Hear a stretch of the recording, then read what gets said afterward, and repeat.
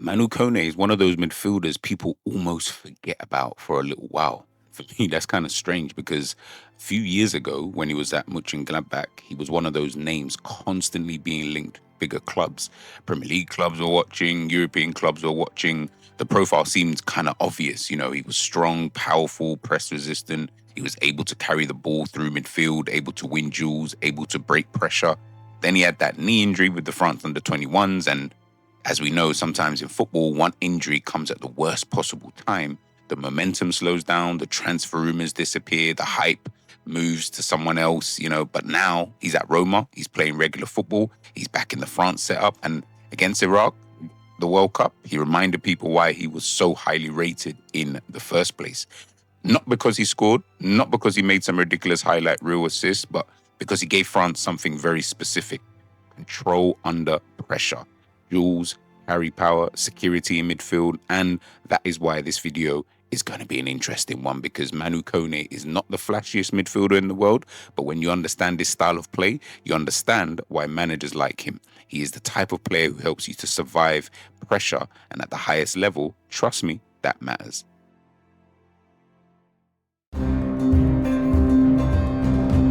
So Manu Koné, 25 years of age, French international, of course, currently playing for Roma. Positionally, he is mainly a central midfielder, but he can also play as a defensive midfielder. And at times he can push a little bit higher up the pitch as well. When you do look at him, don't think of him as just a pure number 6. He's not just a player who sits in front of the defense and passes sideways. And don't think of him as just a pure number 8 either, because he's not just a box-to-box runner who lives off energy. He is somewhere, I reckon, between the two. I think that's what makes him quite interesting, because he can sit deeper, he can receive the ball under pressure, and he can move the ball forward. He can step into midfield duels, and when the game does open up, he can carry the ball through bodies. This season at Roma, the numbers are solid. Not spectacular, 2 goals, 3 assists. That's not really great, decent rating in terms of the sofa scores and the FOP mobs and things like that. But again, with Kone, the value is not mainly in goals or assists. It's in what he gives you between the 2 boxes. He helps you get out, he helps you compete, he helps you progress, and he helps you stop games becoming too chaotic. And that is why his performance against Iraq was quite useful for France. He started next to Rabiot in midfield. France won 3-0, and Kone gave them exactly what you want from role.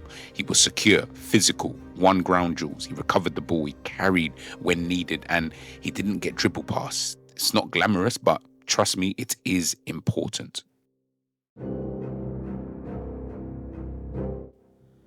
Now, on to the reason why some of you even clicked this video. Manu Koné's game is built around one major thing, which is pressure. He can handle it, he can absorb it, he can break it. That is probably the easiest way for me to describe him, because some midfielders, they look good when the game is calm, they look clean when they have time, they look comfortable when nobody is pressing them. But when the game becomes messy, when bodies are flying around, when the opposition is trying to trap you in midfield, that is when you find out who can actually play. And Kone can play in that chaos. So the first thing that stands out is his body strength. He uses his frame very well. He can receive with a man on his back, and he can protect the ball. He can roll away from contact. He can take the ball on the half turn. And once he gets his body between the defender and the ball, he is very difficult to move. That is why, for me, he can be so press resistant. It's not just about he has good feet, it does, but it's also because he understands how to use his body. He knows when to take the touch across pressure. He knows when to shield, he knows when to invite the tackle, and he knows when to release the ball before the pressure fully arrives. That is a real midfield trait, because the elite level, you can't hide in midfield. You either give your centre-backs an option or you leave them exposed, and Kone gives you that option. And that's why teams probably would like him. If the ball goes into midfield and the opposition jumps on him, he doesn't panic. He can take contact, he can retain it, and he can move the team up the pitch. Now, the carrying is probably the most eye-catching part of his game. When Kone drives through the midfield, he looks powerful. He's not always doing tricks. He's not trying to entertain people. He just moves. One touch out of his feet, shoulder down, protect the ball, driving through the gap, and suddenly the opposition midfield line is behind him. That is why I like the phrase midfield pressure breaker, because that's what he blatantly is. He breaks pressure by carrying the ball. And that is valuable because not every team has that. Some midfielders, they can pass through the pressure. Some can just dribble through the pressure. Kone can carry through it with power. And once he beats that first press, the game opens up. Forwards can run, the wide players can isolate, the attacking midfielders can receive between the lines, and the whole attack changes shape. That is exactly the kind of thing showed up in moments for France against Iraq. Nothing overly dramatic. There was nothing that casual fans will talk about for days. But when you look at the details, it was very Kone. Every 5 touches, only 1 unsuccessful touch. Won 5 of 9 ground duels, 3 tackles, 6 recoveries, not dribble pass. Yo, that tells you the role. He wasn't there to just be the headline attacker. He was there to give France midfield stability. And of course, when you got players like Mbappe, Dembele, Elise, Barcola, ahead of you, sometimes that is exactly what the team needs. Just win your duels, move the ball, protect the middle, let the attackers do the damage. And with Kone, it's not just the defensive work. It's only if you describe him as a ball winner, you're kind of missing half the player.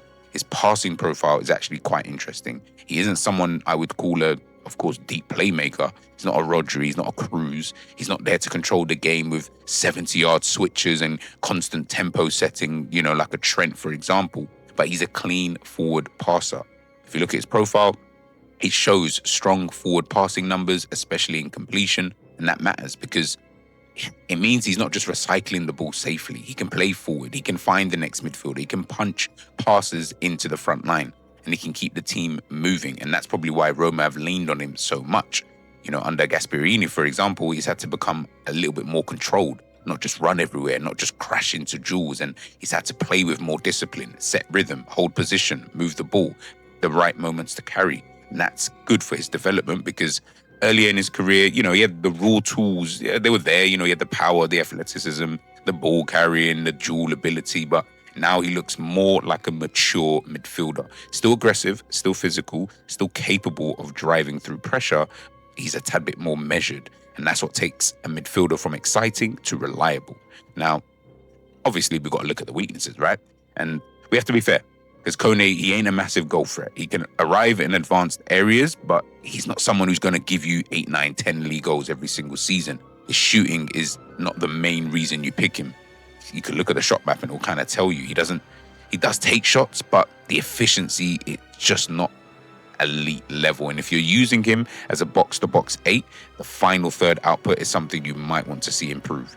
The second thing is probably his creativity, because he can play forward, he can progress, he can link. But is he a high-level chance creator? Nah. I don't think so. He's more of a progression midfielder than a final pass midfielder. So, of course, listen, if your team needs someone to unlock a low block with a killer ball, then that's probably Kone. But if your team needs someone to get you into the final third to break pressure, to win midfield duels, to stop transitions, and to keep the ball moving under pressure, then, of course, that's going to make a lot of sense for you. And that's why the role of Kone matters quite a lot. Because if you expect him to be your main creator, I promise you will be disappointed.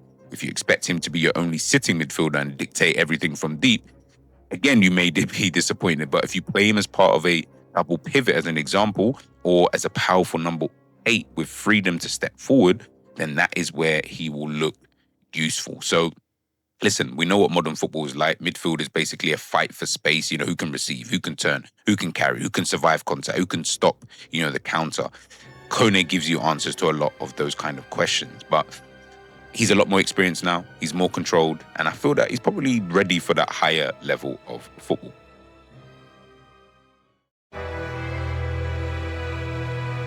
So in regards to like a verdict, I mean, listen, I like Kone. I think he's a decent midfielder. I don't think he's like perfect or anything. He's not the most creative. I don't feel like he's the most cleanest final third player.